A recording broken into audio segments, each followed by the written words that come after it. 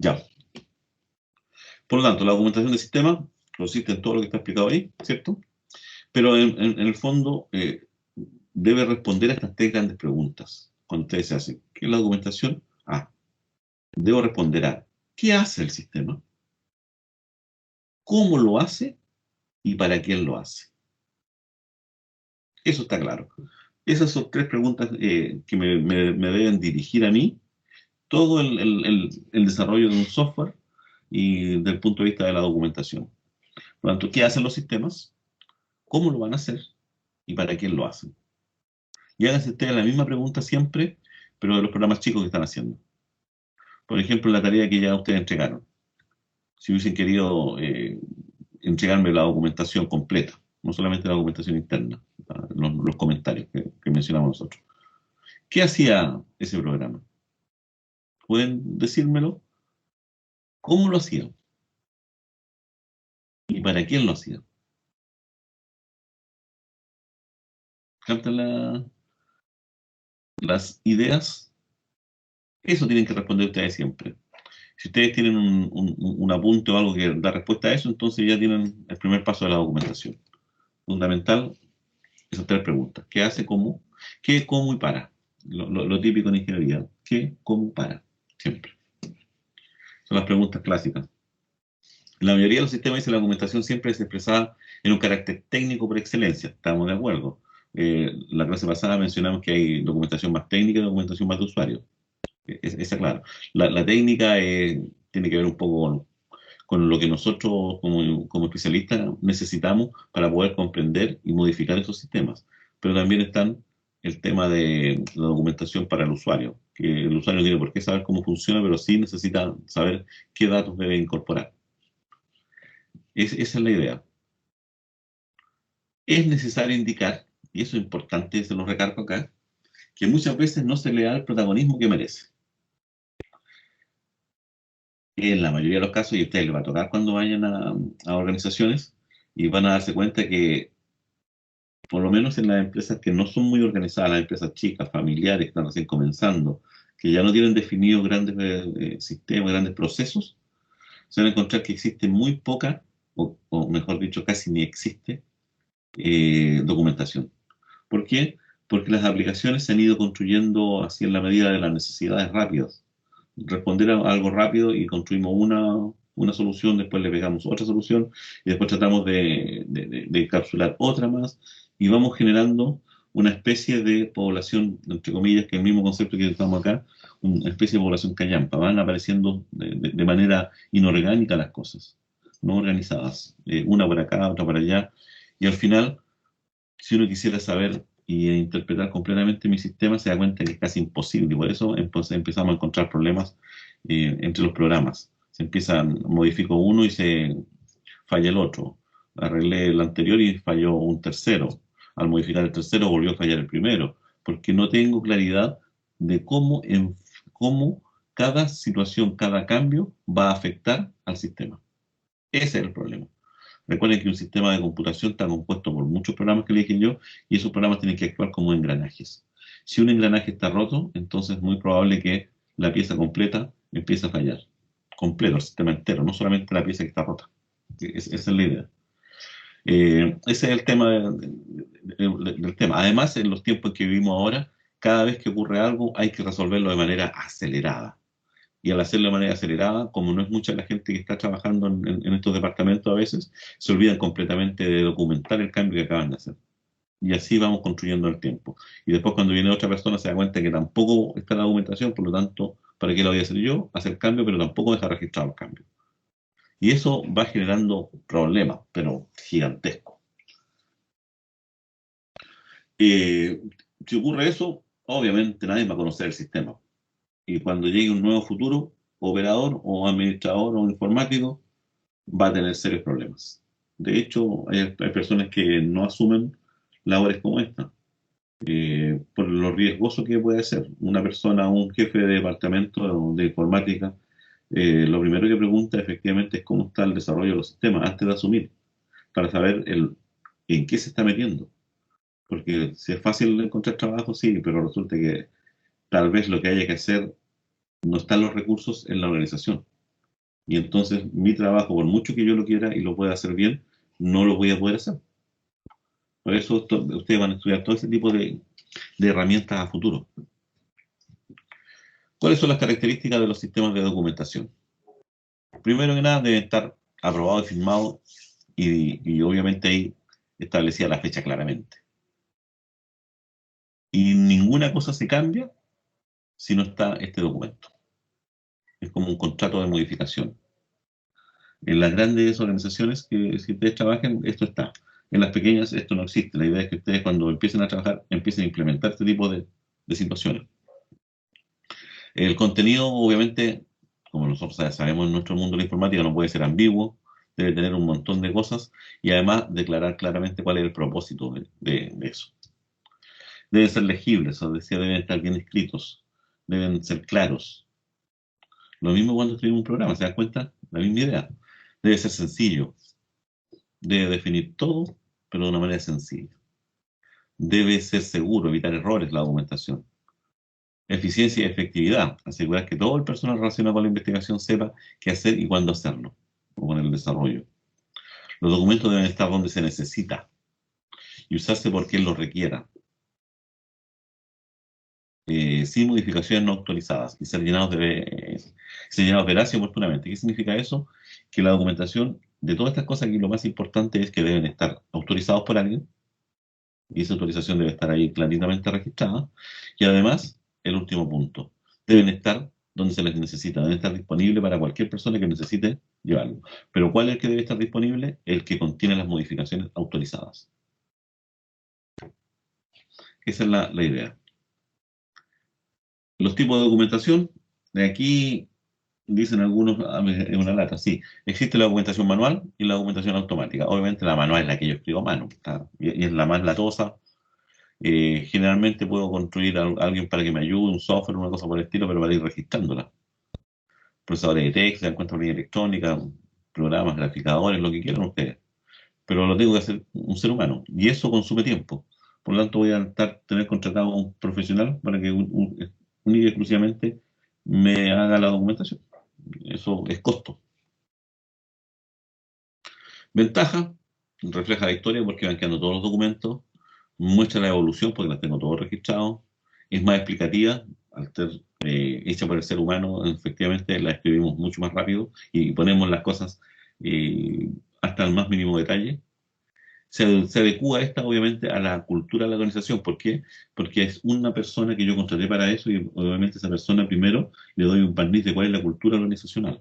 Entonces, él debe actuar y va a escribir en función de la cultura.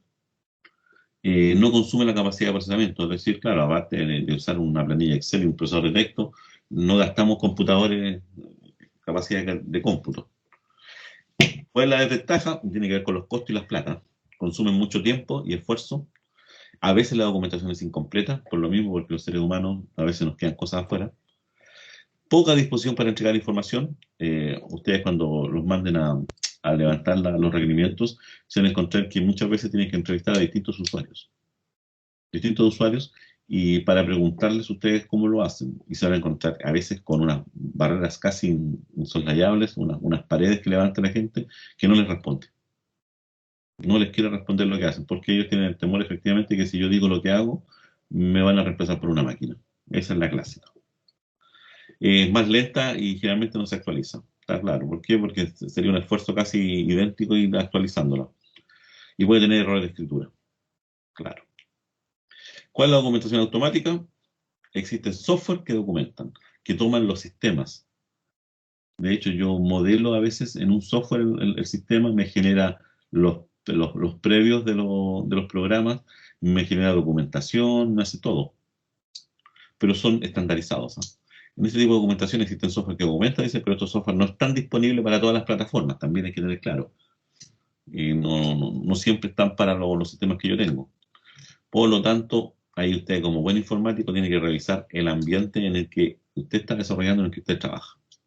Y ver si existe algún software de documentación que sea compatible con el sistema que usted está manejando, que usted construyó.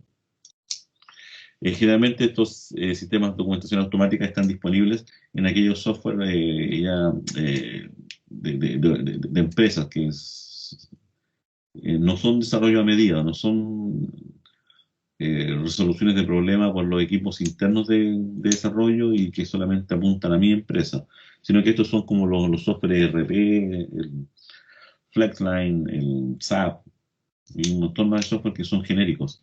Estos software sí traen toda la posibilidad de generar documentación automática, pero esos software son caros. Estamos hablando de que SAP es implementar una solución SAP en una empresa. SAP es un ERP, es un ambiente para estudiar todos los procesos, para hacer un desarrollo de los procesos que hay en las organizaciones. Esos son software, por si acaso.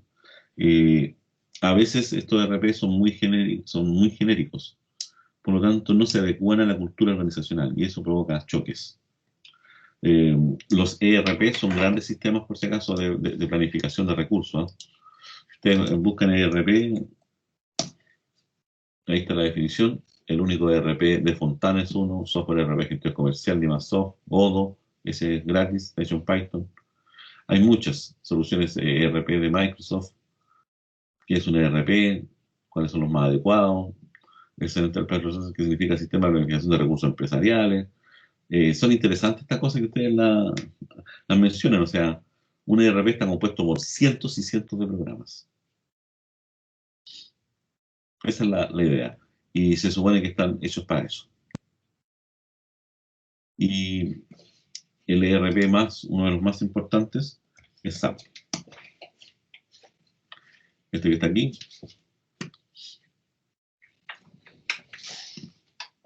SAP. Eso que están acá. Este es el más importante. Ese es el grandote. Una implementación SAP básica, partimos ya de $1.000.000 en una organización. Por lo tanto, estos sistemas están hechos para grandes organizaciones. Imagínense, estamos hablando de $1.000.000. $1.000.000 son casi 700, no sé cómo está el dólar, como 700 millones de pesos. Comprar solamente el software para después implementarlo. Y la implementación significa que usted tiene que programar igual cosas y además tiene que redefinir su empresa. Y de aquí están los partners, que son los que efectivamente trabajan con esta. Y hay algunos partners estratégicos, son empresas que adoptaron esto. ¿Quién adoptó SAP? Todas estas empresas. ¿Se dan cuenta? Entonces, ahí están hablando de grandes cosas. Están hablando de ya. Llegar a trabajar ustedes como informático a esto es lo más. Ahora, si alguien quiere ganar plata en el mundo de la informática, tiene que especializarse en SAP. Y van a ganar harta plata. Aquí están aquí hay unas certificaciones por ahí. Que en una de estas aparece nuestra universidad, por si acaso, como un caso exitoso. Entonces, nuestra universidad tiene ahora, hace como 2 años atrás, implementó SAP. No todas las universidades tienen implementados sistemas como este de gestión. Ahora estamos implementando todo lo que es SAP desde el punto de vista de la administración de las clases. Por lo tanto, ya se espera que en un par de años más ya no va a existir el SIMBA, el portal del alumno va a cambiar. Todo esto se va a rediseñar. Se los comento yo para que ustedes... Profe, ¿Sí? es que Sí. ahora que veo eso que está comentando de SAP, hace unas 3 semanas atrás o un mes, si no me equivoco, un grupo de compañeros de acá de la carrera participamos en una competencia internacional en la cual se utilizaban productos de SAP. Se utilizaba un SAP for HANA, era un ERP SIM, que Sí. era de administración de empresas. Participamos tres personas que estamos en este ramo en este momento, con 2 tesistas más el jefe de carrera, ¿Ya? eh, utilizando ese software. ¿Y qué les parece Pero la experiencia? eh, sinceramente estuvo buena la experiencia, pero el software es muy enredado. Es demasiado, demasiado enredado de usar. Es complicado de manejar. Recuerda que esto está modelando una organización completa, no Sí, solamente un listado de sueldos, ¿no? Sino cómo funciona toda la organización. Esa es sí, la sí, pega, ese esa es era la pega. nuestro. nuestro trabajo en ese momento. Teníamos que administrar una empresa de botellas, teníamos que hacer las órdenes de compra, ver los precios, ingresarle marketing, venderlas, ver cuáles se vendían más, cuáles se vendían menos, lugares donde se vendían, quiénes compraban más, qué productos se vendían más, qué productos se vendían menos, etcétera. Hacer todo el proceso de una empresa. Es exactamente, esa es la pega de ustedes del informático, por eso digo que quede bien claro. O sea, ustedes van a tomar una empresa y van a tener que llevarla del mundo concreto, que es decir, cómo funciona en vivo y en directo, al papel, a lo abstracto. Y eso que está en abstracto es lo que ustedes van a modelar. Y eso es lo que se modela aquí dentro del SAP. Por eso hay que entender de procesos, hay que entender de programación, hay que entender de base de datos y hay que entender de personas. Porque si usted quiere modelar una empresa, tiene que ir a conversar con las personas. Y le tienen que contar la firma, no la tienen que engrupir. Porque si le cuentan una realidad distinta, usted después va a modelar esa realidad distinta que no es la de la empresa. Por eso es complejo la pega nuestra. No es llegar y decir, no, si estamos listos nomás, hacemos un programa y somos felices. No, requieren harto. Y para eso lo estamos preparando, y para eso estamos tratando de trabajar. De hecho, hay unos la universidad tiene una persona que es certificada SAP, que es un ingresado de nuestra universidad, que trabaja ahora para la misma universidad nuestra, pero que lo fueron a buscar afuera, en empresas donde él se desarrollaba, y que hace una asignatura a nosotros. Le pedimos este año que hiciera efectivamente un electivo de SAP, y que trabajara con nuestros estudiantes que están en cursos superiores. Esa es la idea, por eso para que vean que nosotros estamos siempre preocupados de lo que viene, de dónde van. Entonces les cuento un poco, siempre les trato de meter en, en- en- en la cabeza a ustedes cómo lo poco que estamos viendo con nosotros se va a meter en su carrera. Es como comentarles qué es lo que va a pasar a futuro con ustedes. Y es bueno que lo sepan ahora, que están en primer año, o sea, porque a lo mejor hay gente que dice, no, yo pensé que la informática era armar computadores. Chuta, entonces me equivoqué. Me tengo que ir para el lado, me tengo que ir para electrónica. Yo siempre he dicho acá que nosotros usamos los computadores, pero yo sé armar computadores, pero nadie me enseñó, aprendí solo. Pero no es mi centro, ¿se dan cuenta? La parte electrónica. No, yo me preocupo aquí de los procesos, de los algoritmos que dan respuesta a partir de un conjunto de datos.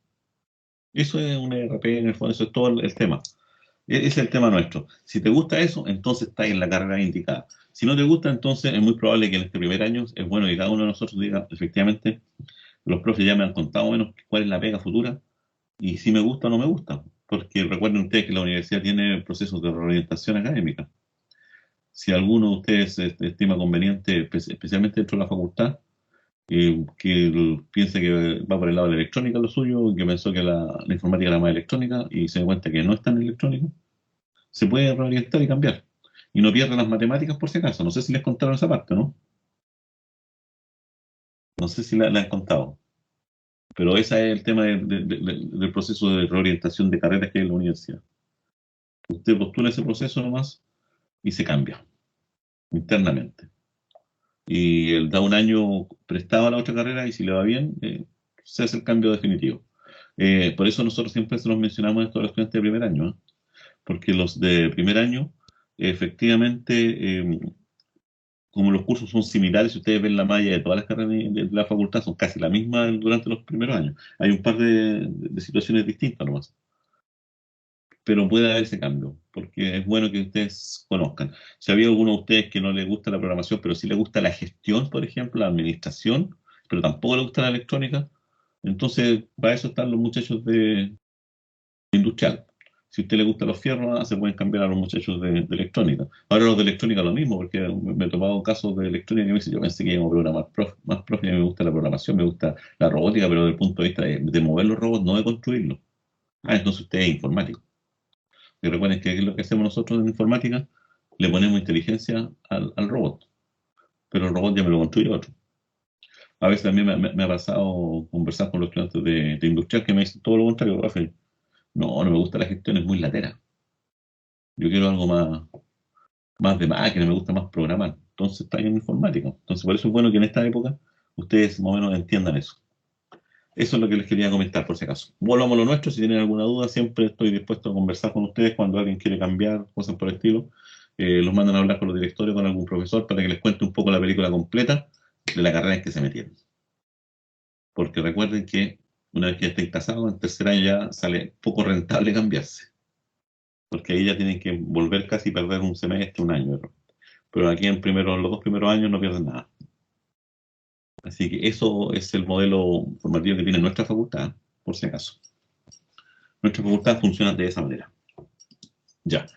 La documentación automática, vuelvo a repetir, eso tiene que ser dependiendo de cada una de estas cosas, por eso llegamos al SAP, porque SAP sí genera documentación en forma automática, pero igual hay que definir información a mano a veces, es una mezcla. Eh, ¿Por qué es importante esto? Porque nos apoya a nosotros las labores de auditoría y control. Cuando hablamos de auditoría y control, no estamos hablando de la auditoría financiera, ¿sabes? Estamos hablando de un proceso de auditoría, que es un proceso de revisión de procesos, en el fondo.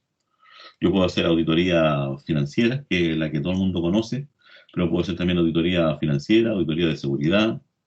eh, todo lo puedo auditar. Auditar significa revisar y saber dónde están las fallas. Eso es auditar. Tenemos también asignaturas de auditoría más adelante. No me acuerdo si la malla están ahí o no, pero seguridad y sistema, no me acuerdo. Antes estaba en la malla antigua, no sé si en la malla nueva esté seguridad de la información, algo por el estilo. Y si no, se ve igual en el sistema de información, se ve ahí está, seguridad de la información. Ahí vemos todos estos temas. Y ahí donde el tipo del auditor informático, que no va a ver estados financieros, sino que lo que pide es la documentación. Si no es documentación, es imposible hacer una auditoría. Y por lo tanto, la recomendación que va a hacer el auditor externo, y generalmente el auditor externo, es que ese sistema o esos procesos no son confiables. Y eso es dramático para las organizaciones.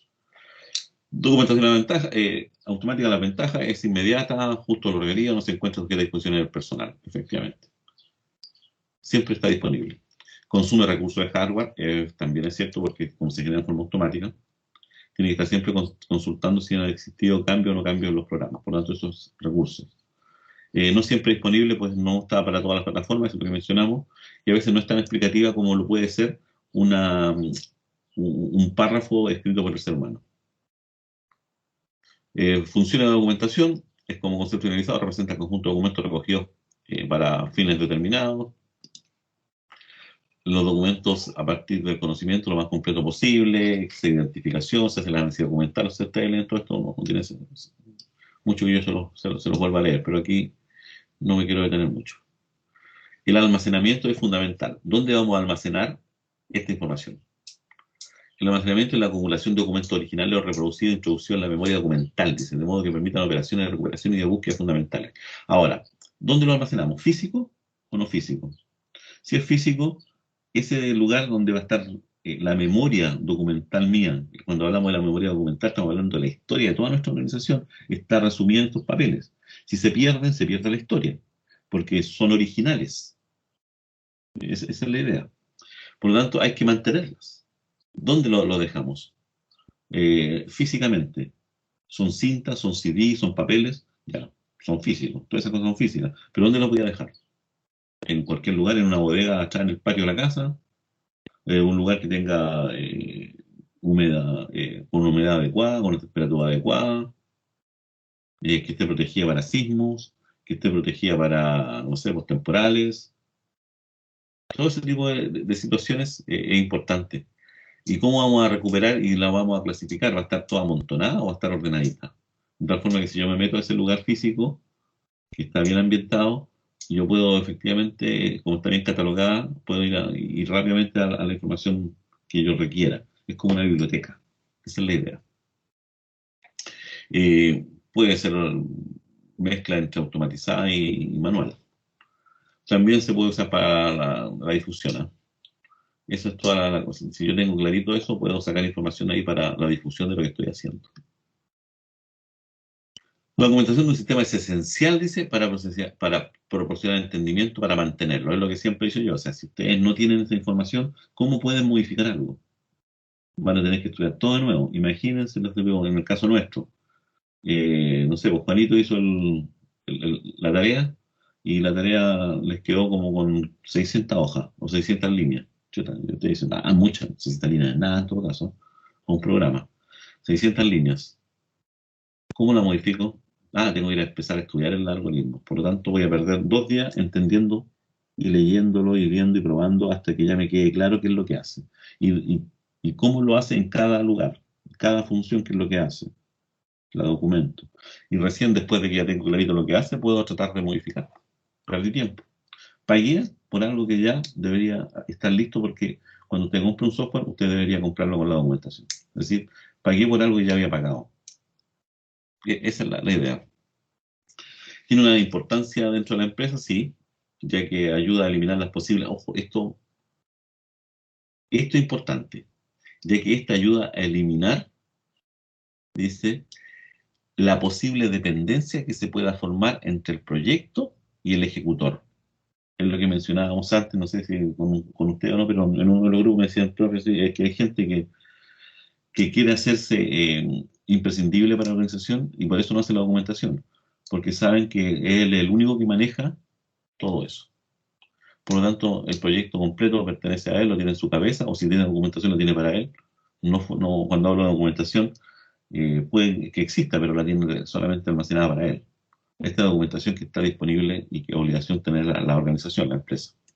Eso hace que la persona se sienta muy importante, sabe que no lo pueden cambiar porque si hay que modificar algo es imposible que alguien lo ejecute de nuevo o lo pueda entender. Tratamos siempre de minimizar ese riesgo, es decir, que el proyecto no quede amarrado a la presencia o no presencia de una determinada persona. Eso es fundamental. Para que toda la aplicación tecnológica y todo servicio informático quede adecuadamente documentado, es necesario exigirle a quien lo diseñe y o desarrolle, puede ser personal interno o un proveedor, que entregue dicha documentación obtenida a través del desarrollo del proyecto. Eso es fundamental, o sea, usted tiene que exigir eso.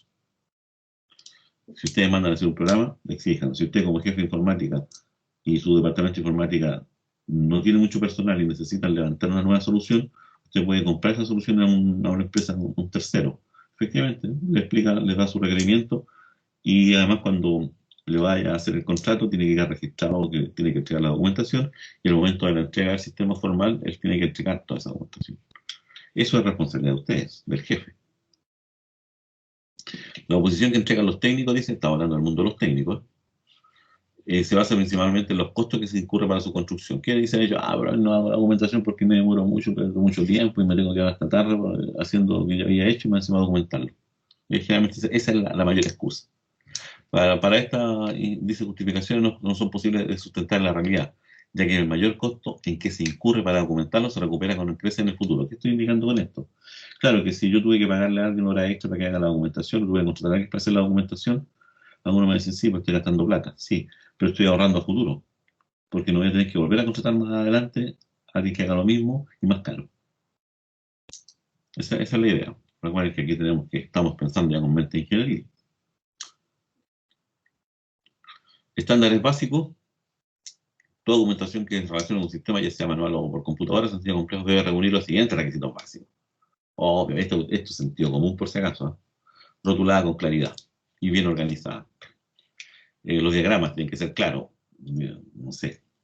Se incluirá una leyenda, aplicación de los términos utilizados, un glosario. Siempre hay glosario. La documentación siempre se conserva actualizada y la documentación deberá ser completa. O sea, estándares básicos, el sentido común. No, nada más que eso. La normalización es una actividad mediante la cual se aplican criterios preestablecidos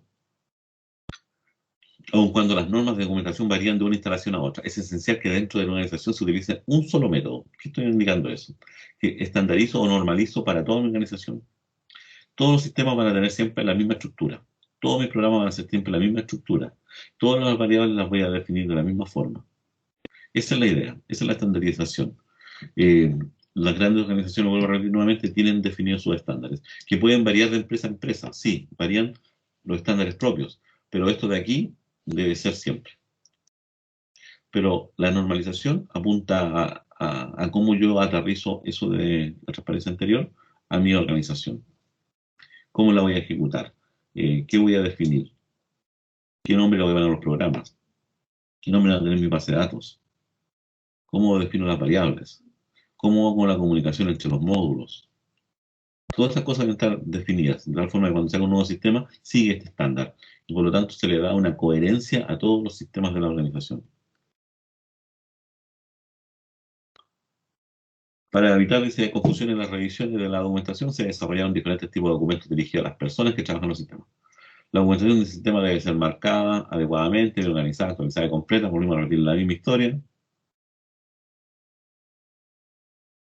El estilo de redacción de los manuales debe ser concreto, utilizar párrafos cortos, utilizar títulos y subtítulos, utilizar formas activas en lugar de pasivas, hacer. Eso es cuando hablamos de utilizar formas activas, estamos usando verbos que indiquen acción. Verbos que impliquen acción, por ejemplo, imprimir, escribir. No emplear frases largas que presenten hechos distintos, también. Si ustedes se han dado cuenta, generalmente los documentos técnicos son puros párrafos cortitos. Preciso, definiendo los términos utilizados, añadir un glosario, no hacer referencia a una información solamente con el número, ¿no? La documentación básica necesaria de un sistema de información deberá contar con modelos de formulario utilizados para documentar los sistemas de información. Espérenme un segundito.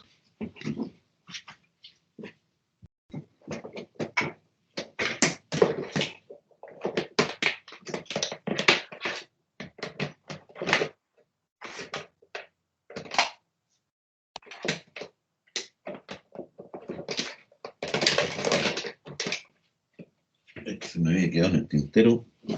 Voy a ver si lo logro recuperar un archivo que se me echó a perder un disco que tenía. Vamos a... Ahí tengo un disco. Vamos a dejar buscando. Era un PPT, que si mal no recuerdo, que debería estar aquí en el Ubaraya. Sí.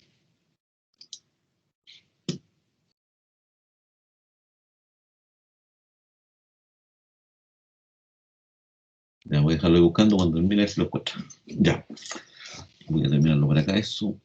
No tiro más afuera, sí. Ya. Modelos de formulario utilizados para documentar los sistemas de información. O sea, ¿qué cosas deberían tener? Una hoja para los diseños de archivo y registro, una hoja para cada archivo o registros, donde indique, por ejemplo, una hoja, el archivo de entrada va a tener esta definición, así vienen los datos, el archivo de salida debería contener esta información registrada de esa forma. Un índice de todos los archivos, en donde diga el nombre y qué contienen. No la descripción, aquí está la descripción de cada una de las cosas que hay dentro. Aquí, en términos generales, el archivo 1 contiene los datos históricos del personal, el archivo 2 contiene los datos actuales del personal, una cosa así. La hoja con los diagramas, si hay diagramas hechos. Una hoja que muestre las salidas impresas y o formularios que se van a utilizar. Estamos hablando aquí un poco más antiguo. Ahora, salidas impresas o en pantalla. Hay que agregar un pantallazo y guardarlo ahí. Hojas de diseño en formato de pantalla. Las hojas de programación. El índice de los programas. Mi sistema está compuesto por 620 programas y el índice de cada uno, qué es lo que hace. Y qué es lo que hace y cómo se comunica con lo otro, o qué información necesita ese programa para empezar a funcionar y qué información es la que entrega a través de pasarle a otro módulo o a otro programa un dato o mostrar un dato en pantalla o en papel. Todo eso tiene que quedar definido. Tabla de decisiones alternativas, es decir, aquí usted explica con apunta de los programas cuando tienen if, cosas grandes, si el dato del root no es válido, entonces qué es lo que debería hacer. Está describiendo un poco el tema de que toda la información va a ser a través de root, por ejemplo. Entonces una tabla de decisión importante es qué pasa con los root válidos y los no válidos. Definirlo. Las especificaciones de cada uno de los programas, qué es lo que debe hacer, que es un poco lo que yo les mencionaba en la tarea que les di, que es el ejemplo. Carpeta de papeles de trabajo, síntesis del documento de creación, presupuesto, si es que ustedes hicieron un presupuesto, obviamente nosotros no hacemos, pero ustedes tengan claro que toda esta información debe estar relevada. Y además se les va a preparar a ustedes para que hagan este tipo de documentación, ¿eh? Después van a tener un ramo completamente de evaluación de proyectos donde ahí ven los presupuestos, las platas, cuánto les va a costar el sistema. Formularios, papeles de trabajo, estudio de factibilidad, también van a tener que aprender a hacer eso. ¿Es factible o no es factible desde el punto de vista técnico? ¿Podemos resolver el problema o no? A veces tengo una situación muy interesante, pero que no es factible. No es factible, no tengo los recursos, no tengo la plata. Fijación de los objetivos del sistema, otra cosa, modelo lógico del sistema. Todas estas cosas son importantes que nosotros las vayamos entendiendo. El diseño de la entrada-salida, se dan cuenta que es lo mismo que hemos trabajado ya, pero llevamos aquí al extremo. Respaldos, rutina de respaldos, de emergencia, de recuperación, de uso, de backup. Hay un montón de cosas. Recursos materiales y humanos necesarios. Estudio técnico económico acerca de las posibilidades de procesar el sistema mediante el uso de un computador. A veces ustedes los mandan a hacer un sistema y ustedes hacen el análisis y descubren que efectivamente no es necesario hacerlo con un computador. No es necesario hacer un sistema. Tienen que ser lo suficientemente honestos y decir no. El estudio técnico económico no me respalda la implementación de un sistema automatizado. Descripción de detallista del programa, diagrama de lógica, de la entrada, salida, todas estas cosas deberían estar presentes siempre. Como ven, no es algo tan simple, no es algo tan relevante de hablar generalmente de la documentación. Es fundamental, sí, pero vamos a ir desarrollando poco a poco. La idea de esto, por eso se pasó en una clase. De hecho, esto lo tenemos que repetir más adelante en las asignaturas que le dije yo, y hay semanas completas para solamente un tema. Porque no, acá solamente le estoy dando yo el tema inicial. Estoy buscando si encuentro un documento que era un poco más práctico con respecto a algunas cosas que piden las empresas. Como ejemplo, cuando usted entra a trabajar, les dicen, estos son los estándares que nosotros vamos a necesitar y que nosotros vamos a manejar con ustedes. Chuta. Y ustedes dicen, pero yo no los manejaba así. No importa, pero así va a ser. Estos se llamaban, bueno, es una cosa que me ha pasado hace mucho tiempo atrás. Entonces la estoy buscando en un disco que tengo de respaldo. Y si la encuentro, si no, se la voy a tener que... cuando la encuentre ahí debería quedarla. Pero son dos documentos. Uno que apuntan a un lenguaje C, pero se puede hacer el cambio ahora a Python. Y el otro es qué cosas, qué condiciones debo yo tener claro cuando escribo un programa. ¿En qué me debo preocupar? Que son algunos de los principios del programador, parece que eran, ¿no? Los principios del programador, parece que eran. Que era un documento súper antiguo.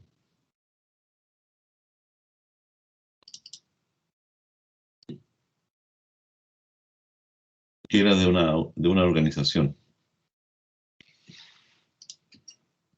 Esto, efectivamente. Estos son los principios del programador. Son algunos principios que las empresas llaman y exigen. Exigen a ustedes. Ustedes, en el fondo, por ejemplo, el principio del carácter del programador. Generalmente las empresas lo organizan ustedes y dicen, este tipo, ¿cómo debe ser el perfil de la persona que yo contrato? Y obviamente ellos dicen, el carácter de cada uno de nosotros está reflejado en cada línea de código que uno programa. Es decir, alguien, cuando quiere contratar a informáticos, programadores, y la organización es más o menos grandota, te piden que escribas programas y después evalúan cómo tú escribiste ese programa, el orden que lo hiciste, porque eso refleja mucho de ti, aunque ustedes no lo crean, es como una huella que uno va dejando en mi programación. Como yo programo, en el fondo es como soy. Si yo programo desordenado, hago todas las cosas al lote, no cumplo estándares, entonces es muy probable que mi carácter sea siempre ese y a lo mejor para la organización no se va a adecuar. Cuando alguien revisa nuestro código, realiza un juicio de nosotros mismos. Cuando yo reviso las tareas de ustedes, veo que no cumplen algo, efectivamente, independiente si uno quiere o no quiera, uno inmediatamente establece un juicio de esa persona y dice, no, ese es un desordenado. ¿Estarías orgulloso o admitirías tímidamente que estudio? O sea, ustedes muestran un programa y ustedes están orgullosos de él o dirían, no, esto me quedo súper feo, mejor me quedo callado. La cuestión no es si uno es capaz de escribir el mejor código posible, sino si se preocupará por intentarlo. Ahí está la gracia. Me preocupo por escribir el mejor código. Cuando hablo del mejor código, no el mejor programa que funcione, sino que la estructura, la forma. Es razonable encontrar una conexión entre la calidad global del código de un programador y la calidad del carácter de dicho programador. ¿Qué significa eso? Que es muy probable que si un programador es pulcro, limpio, ordenado, su programa va a ser pulcro, limpio, ordenado como persona. Por lo tanto, el principio del carácter personal, las organizaciones dicen que escribe tu código de la forma que refleje y saque a relucir solo lo mejor de tu carácter personal. Eso me dice a mí, ordenate. Y así hay varios principios. Se los voy a subir después de este documento. El principio de la estética dice: esfuérzate por conseguir la belleza y la elegancia de cada aspecto de tu trabajo. Disfrute, un programador debe esforzarse, trata sobre la belleza. El mejor código no solo funciona de forma correcta y eficiente, el mejor código es también agradable de ver por el ojo. Ojo, yo miro un programa y digo, este es entretenido, voy a tratar de entender lo que dice. El principio de la claridad. La claridad del código es un estado que debemos buscar efectivamente. Hay una diferencia entre claro y correcto. La corrección lleva a que la sintaxis del código sea correcta a los ojos del compilador.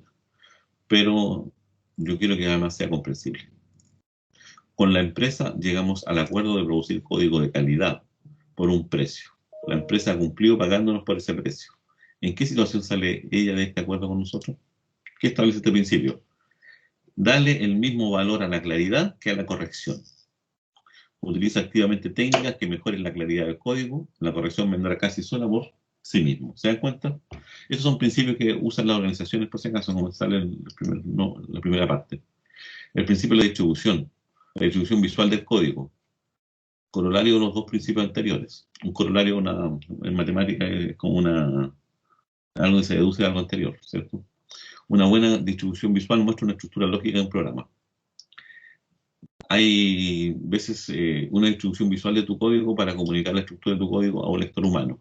Por eso yo siempre digo, cuando ustedes tengamos muchas funciones escritas, muchas funciones, el tamaño que debe tener la cantidad de líneas cada función debe ser el adecuado que me permita ver a mí de un solo golpe de vista la función completa. Si tengo que hacer scroll y mucho scroll en esa función es porque tengo que volver a revisar nuevamente el código y tratar de generar una nueva función dentro del código para ir achicando el tamaño visual. Esa es la idea. Eso lo conseguimos con la experiencia. El principio de lo explícito. Intenta siempre favorecer lo explícito sobre lo implícito. ¿Qué significa eso? Efectivamente que debo dejar claro ahí, si voy a hacer una operación, no pongo el número del resultado, sino que pongo todas las variables de la multiplicación para que quede explícito a qué se refiere el cálculo que estoy haciendo, aunque ya lo haya calculado o venga de algún lado. Pero debe quedar explícito ahí en el documento. ¿Qué es lo que hace? Te das cuenta, hay varios principios aquí, son muchos.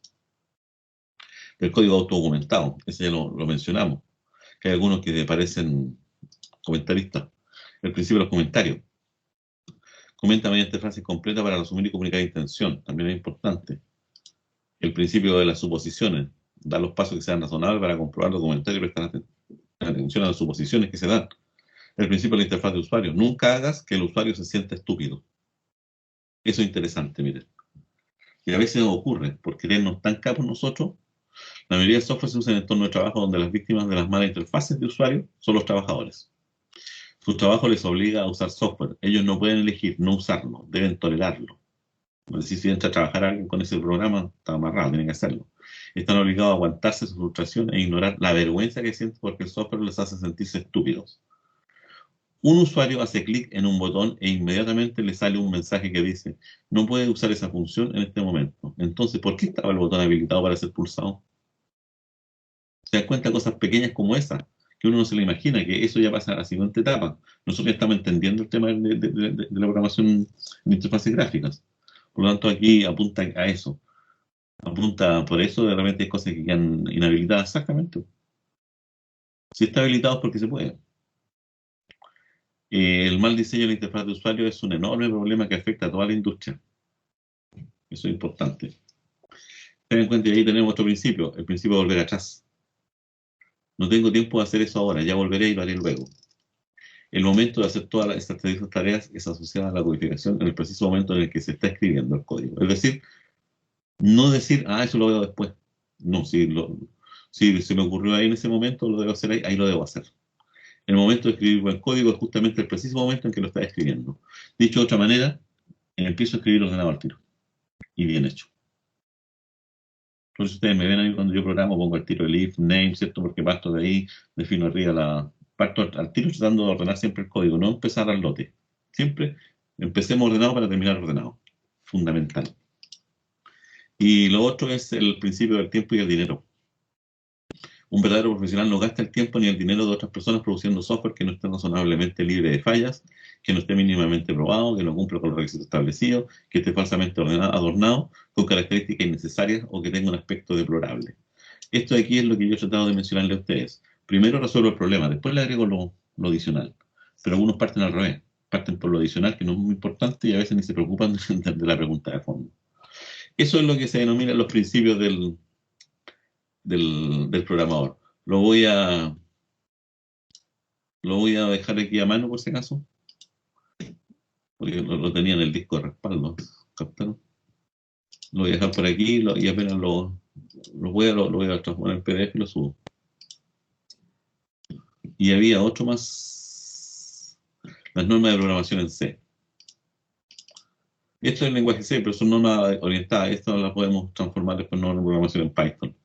Pero aquí habla también de varias cosas. Cómo programar cosas, las normas de estilo. Estas son que se definen generalmente en las organizaciones también, ¿eh? La organización define una cosa, por ejemplo, identificadores significativos. Identificador es el nombre de la variable, ¿cierto? A eso habíamos llegado. Por ejemplo, un identificador es un nombre asociado a un objeto de programa que puede ser una variable, función, constante, igual, lo que quieran. Pero generalmente poner nombres, como hemos dicho, más interesantes.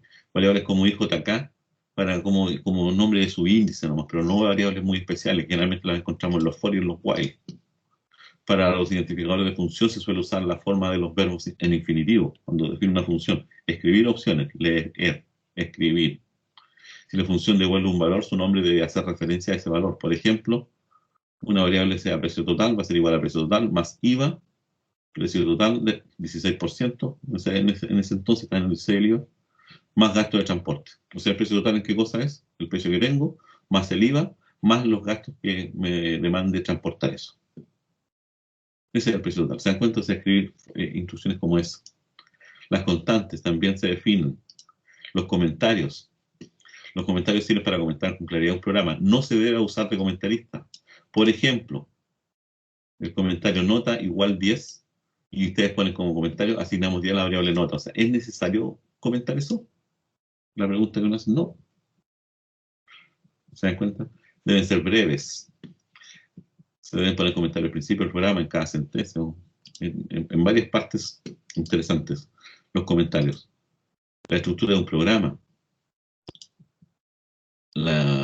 Eso tiene que ver con, aquí nosotros hablamos de la función main en C. Indentación o sangrado, fundamental. Nosotros usamos indentación, en los otros lenguajes no tienen indentación, usan los paréntesis. Y ahí deberían quedar programas de ese estilo. Nosotros, obligadamente, por suerte para nosotros, Python no hace esa pega, porque si no lo escribimos así, no va a funcionar el programa. Pero en otros lenguajes esa cosa no funciona. Así que varias veces tenemos esas. Voy a pescar este documento y también lo voy a transformar voy a generar las normas en formato Python. Así que eso es, pues, muchachos. Como ven, hay varias cosas interesantes al respecto. En la clase de este día jueves, vamos a continuar ejemplificando programas, ¿no? Revisando cosas. Les voy a subir este documento, vuelvo a repetir esto, no tenemos que hacer ejercicio sobre esto, ¿cierto? Es información que yo debería tener clara. Buscar ustedes en internet si es que encuentran normas de alguna establecidas para el desarrollo de programa en alguna organización, no lo que dicen los libros. No sé si alguien encuentra normas. Yo le he solicitado a varias empresas, pero generalmente no las entregan. No sé si alguien la puede hacer. De hecho, le estaba solicitándome las normas a la DTI nuestra, en los desarrollos de programas, cuáles son las normas que ellos tienen. Tampoco me las han entregado, pero espero que algún día la entreguen para conocerlas. Si es para trabajarlas, no es para molestar. Es para que ustedes tengan algún tipo de de interacción con este nuevo mundo. Así que no sé si tienen alguna duda. Lo vuelvo a repetir, era la tos esta cosa, pero ya salimos, porque tiene que ver un poco con la lógica nomás del desarrollo de las aplicaciones, que vuelvo a repetir, nosotros siempre estamos orientados única y exclusivamente a